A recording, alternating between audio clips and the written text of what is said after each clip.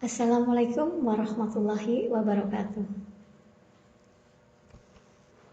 Salam Pramuka.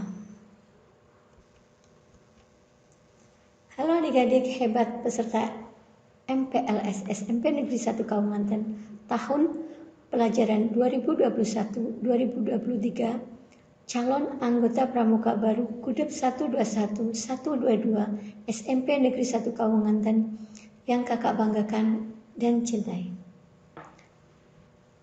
Baiklah adik-adik hebat peserta MPLS SMP Negeri 1 Kalimantan, tak lupa kakak sampaikan selamat kepada kalian atas diterimanya kalian jadi pesdik baru di SMP Negeri 1 Kalimantan. Saya Isnani Widasuti. Dalam MPLS kali ini saya akan menyampaikan materi tentang kepramukaan.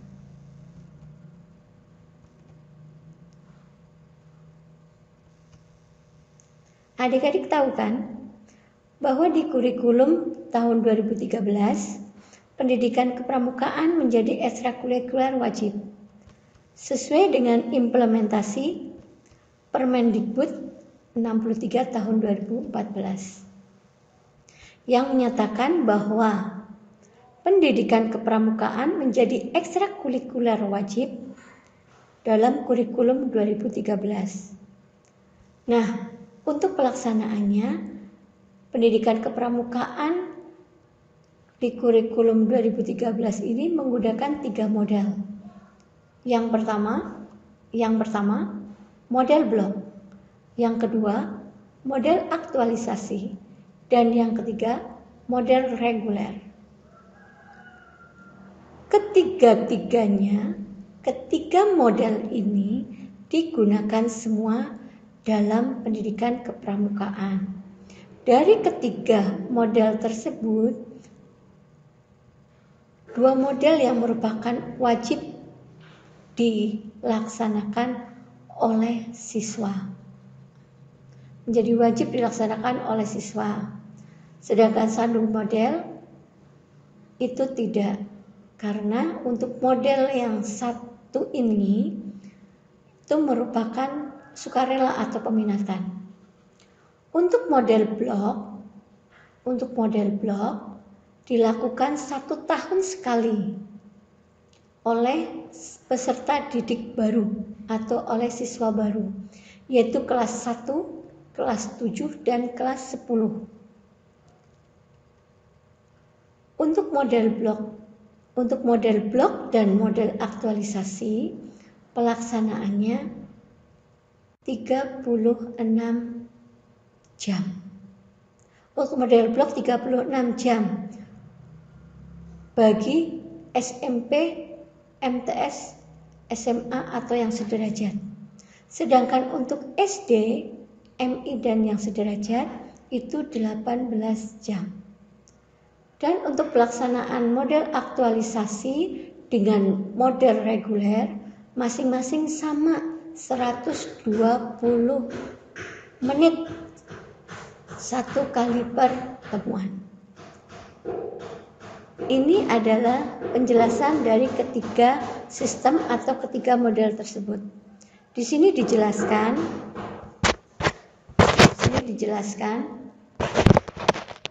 sistem blok itu sifatnya wajib. Sistem aktualisasi juga wajib, sedangkan sistem reguler sukarela.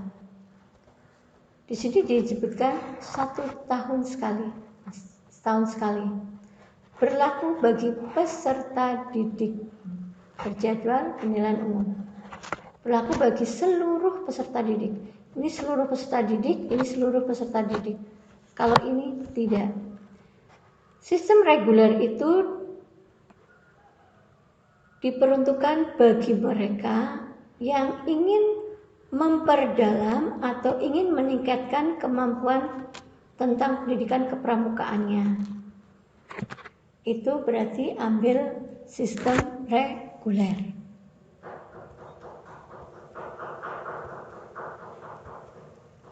Mengapa harus pramuka? Mungkin akan muncul pertanyaan seperti itu. Mengapa harus pramuka? Ini jawabannya. Satu, karena dasar legalitasnya jelas, yaitu Undang-Undang Nomor 12 Tahun 2010 tentang Gerakan Pramuka. Yang kedua, Pramuka mengajarkan banyak nilai mulai dari kepemimpinan, kebersamaan, sosial, kecintaan alam, dan pendidikan kemandirian. Yang ketiga, dari sisi organisasinya juga sudah proven atau terbukti nyata. Ya, kita tahu bahwa untuk pramuka itu ada di semua jajaran. Di tingkatan SD ada, SMP ada, SMA ada, perguruan tinggi ada, di masyarakat ada, di desa ada, di dinas-dinas pemerintahan ada, seperti dinas kesehatan, dinas kehutanan, dinas kesehatan kehutanan, dinas kepolisian. Dinas kesehatan ada Saka Bakti Wisada, dinas kehutanan ada Saka Wana Bakti, dan lain sebagainya. Nah, adik-adik, apa itu pramuka, kepramukaan, dan gerakan pramuka? Kata pramuka merupakan singkatan dari Praja Muda Karana yang memiliki arti orang muda yang suka berkarya. Pramuka merupakan sebutan bagi anggota gerakan pramuka yang meliputi pramuka siaga, pramuka penggalang, pramuka penegak, pramuka pandega. Kelompok anggota yang lain yaitu pembina pramuka, andalan pramuka, korps pelatih pramuka, pamong saka pramuka, staf kuartir, dan majelis pembimbing.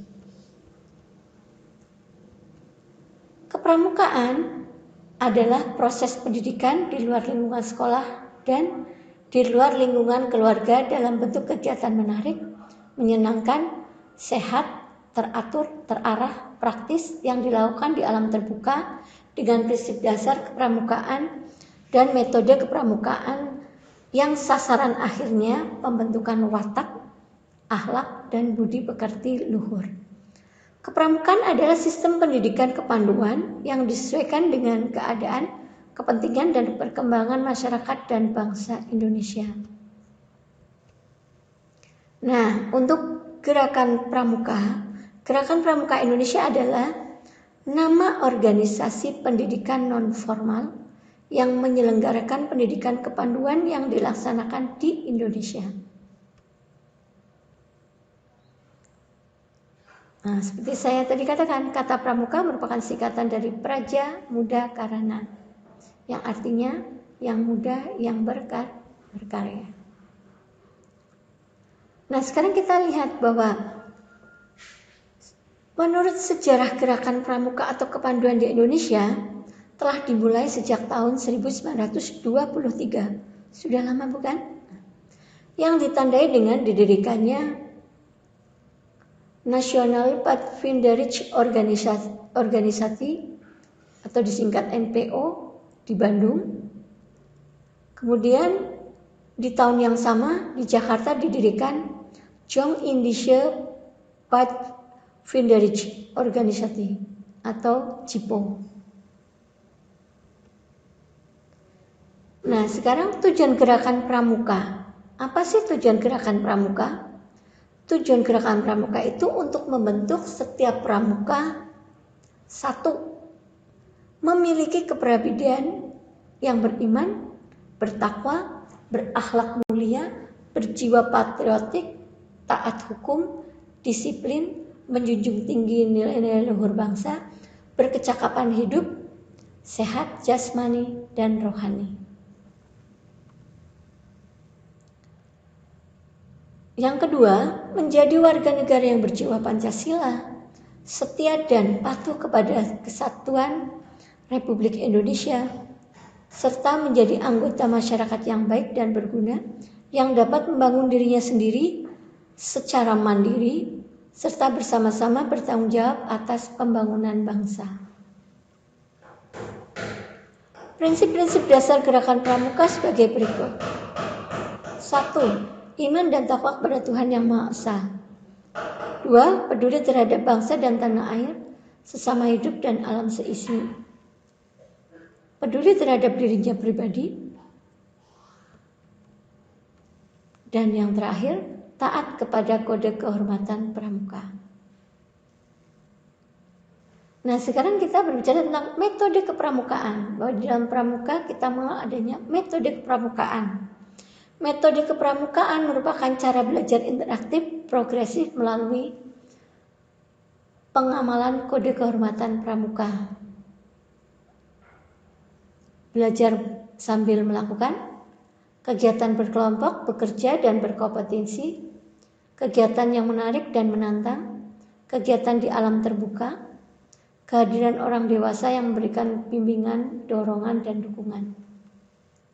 Penghargaan berupa tanda kecakapan. Setelah yang terakhir, satuan perusahaan antara putra dan putri. Kita tahu bahwa di dalam pendidikan kepramukaan, penyampaiannya itu memang ada satuan terpisah antara putra dan putri. Tidak disatukan.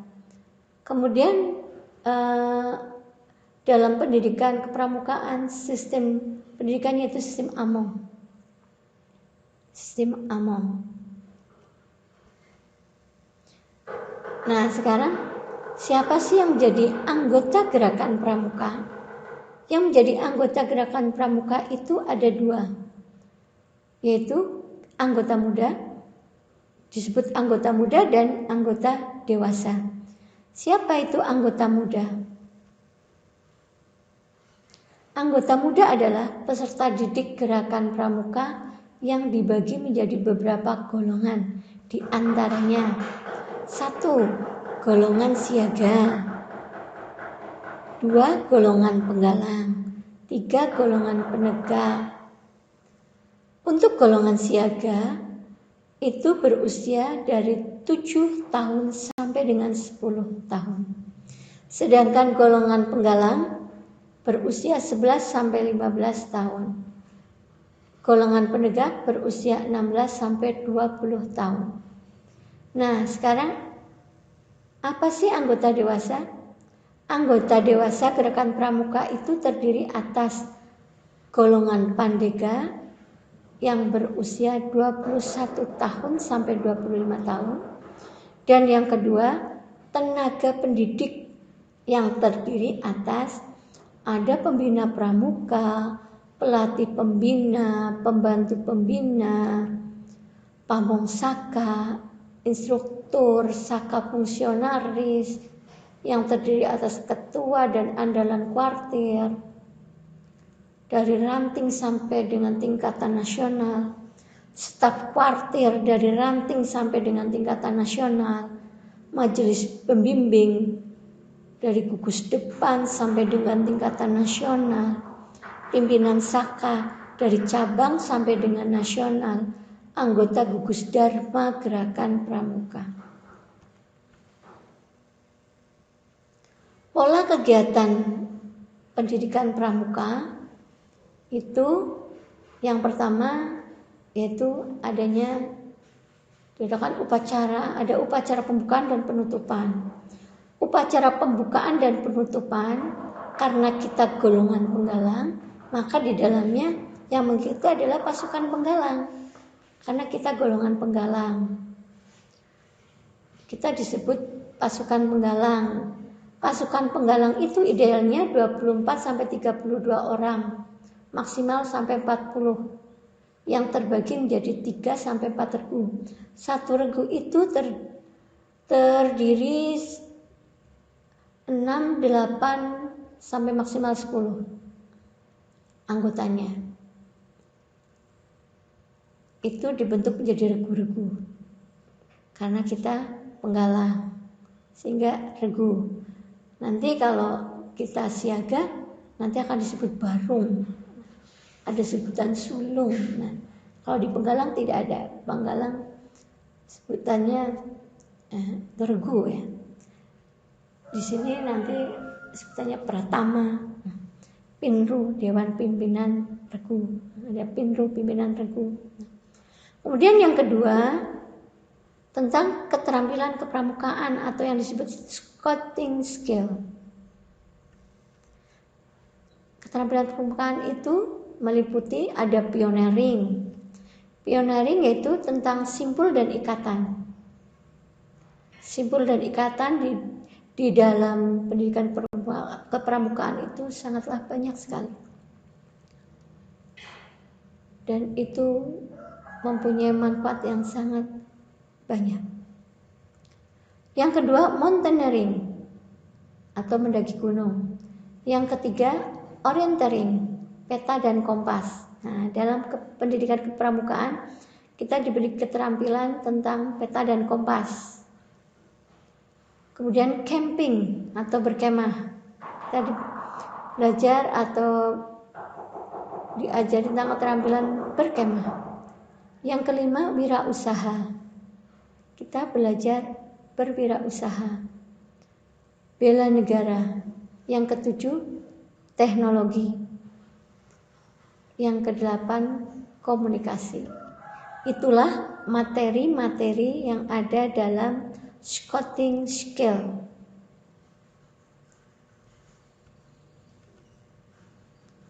Adapun di dalam pendidikan kepramukaan kita juga mempunyai kurikulum. Sama seperti kita dalam sekolah. Kita di sekolah mempunyai kurikulum, kita menggunakan kurikulum tahun 2013. Nah, di kepramukaan pun kita ada kurikulum. Kurikulum pendidikan pramukaan sudah tahu adik-adik? Ayo, kurikulumnya apa? Nah, ini kakak beritahu ya. Kurikulum dalam pendidikan kepramukaan peserta didik itu terdiri atas 3. Kurikulum umum yang disebut syarat kecakapan umum. Dan yang kedua, kurikulum khusus yang disebut syarat kecakapan khusus. Nah, kurikulum kita yaitu SKU, SKA, dan SPG.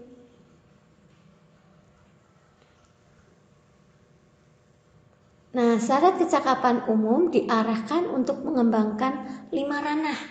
5 ranah kecerdasan peserta didik meliputi ranah spiritual, emosional, sosial, intelektual, fisik, sensosif ya. Nah, SKU untuk pramuka penggalang itu, terdiri atas 3 tingkatan, yaitu tingkatan ramu, rakit, dan terap. Adapun tingkatan yang paling puncak dari kependidikan kepramukaan, baik di siaga, di penggalang, yaitu adalah tingkatan Garuda. Tingkatan Garuda. Untuk mencapai ke tingkatan Garuda, kita harus melalui semuanya ini. Ramu, rakit, terap harus sudah lewat, harus sudah kita lalui.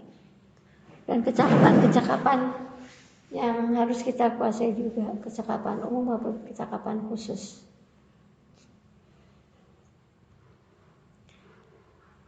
Nah, ini kakak tampilkan, kakak sampaikan biar adik-adik tahu bahwa struktur organisasi gerakan pramuka itu pimpinan tertingginya adalah Bapak Presiden, Kakak Presiden. Karena di dalam pramuka kita memanggil sebutan kepada orang yang lebih dewasa dengan sebutan kakak. Tampuk pimpinan tertinggi di dalam struktur organisasi kepramukaan adalah presiden. Nah, ini susunannya dari tertinggi sampai yang terendah. Terendah yaitu ada di Mabigus atau di gugus di depan. Di gugus depan. Ini dari Mabigus, Mabigus itu tingkatannya sekolah. Mabiran ranting berarti kecamatan. Mabicap itu kabupaten, Mabida itu provinsi, Mabinas itu nasional.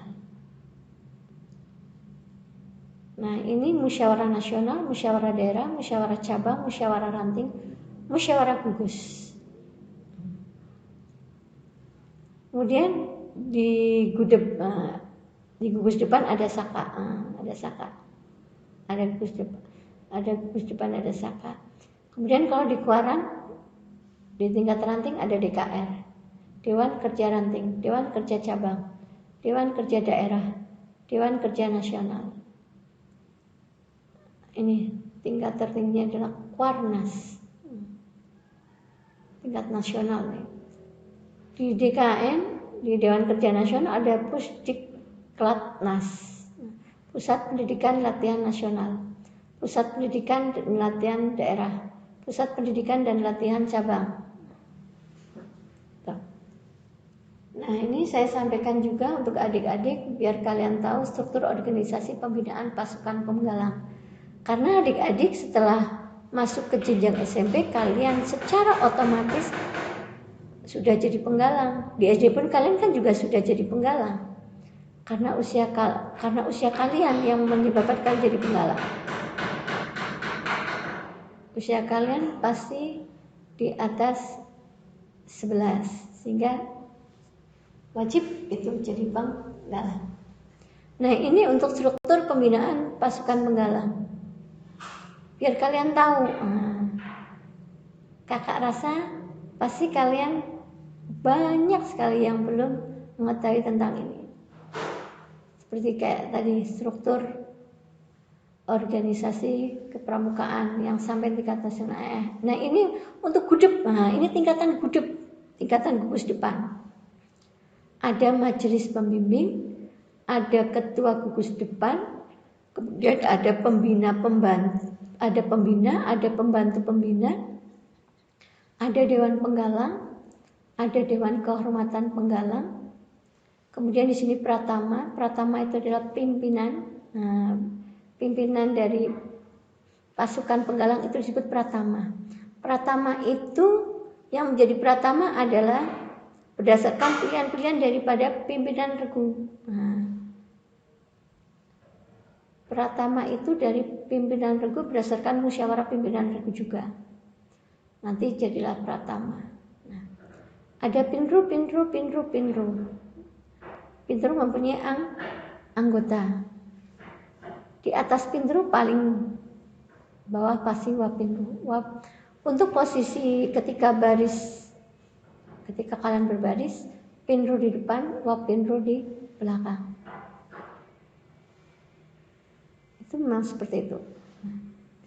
Ini tadi struktur organisasi pembinaan pasukan penggalang. Demikian tadi materi pendidikan kepramukaan yang kakak sampaikan. Semoga bermanfaat untuk adik-adik hebat peserta MPLS SMP Negeri 1 Kaunganten. Semoga materi ini bermanfaat untuk kalian. Terima kasih. Tetap semangat melaksanakan MPLS.